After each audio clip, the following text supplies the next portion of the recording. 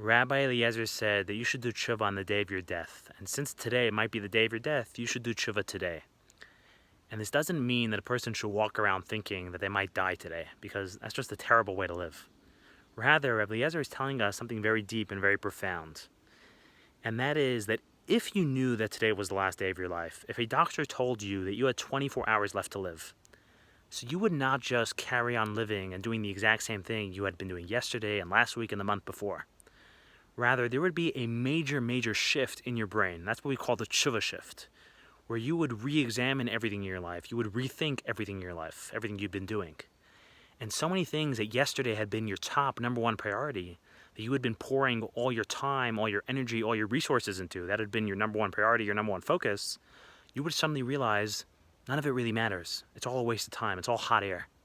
And so many things that you had been letting slide, you had been neglecting in life, you would realize that that's actually all that matters. It's actually all that's important to you. There's so many things you want to say. There's so many things you want to do. There's so many things you want to take care of. And that's all that matters. And you want to make sure to take care of that while you still have time.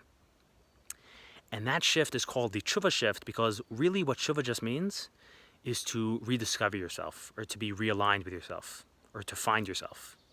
Because as humans, there's so many things in life that cause us to become slowly alienated from ourselves and estranged from ourselves. And we can live entire lives doing things and pursuing things that are not even things that we really care about, or things that make us happy or are aligned with who we are. We just do so many things and pursue so many things because everyone else is doing that, or because we never thought twice about our lives. And we could spend our whole lives doing things that don't even make us happy. They actually make us quite miserable.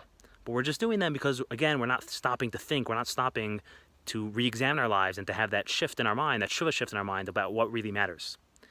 And Rabbi Eliezer is telling us, why do you have to wait until you're dying? Why do you have to wait until you have 24 hours left to live to suddenly really stop and think about your life, and to have that Teshuva shift, and to try to take care of the things and pursue the things that you really care about? Imagine how powerful it would be if you lived that mindfully every single day of your life. If you lived with Teshuva every single day of your life. If you lived every single day of life like it was the last day of your life. It would be so powerful. Your life would be so centered. You would be so happy because you would be living your best self. You would be your best self. You would be someone that you're always proud of. You would be always aligned with yourself. You would always be the person that would actually make you your happiest. And this is what it says, that when we do tshuva, when the world does tshuva, that directly leads to Moshiach. Because Moshiach is a time and a state of being where the whole world, everyone in the world is going to be their best selves. Everyone is going to be living their best lives. Everyone's going to be aligned with themselves. Everyone's going to be living powerful, meaningful, deep lives.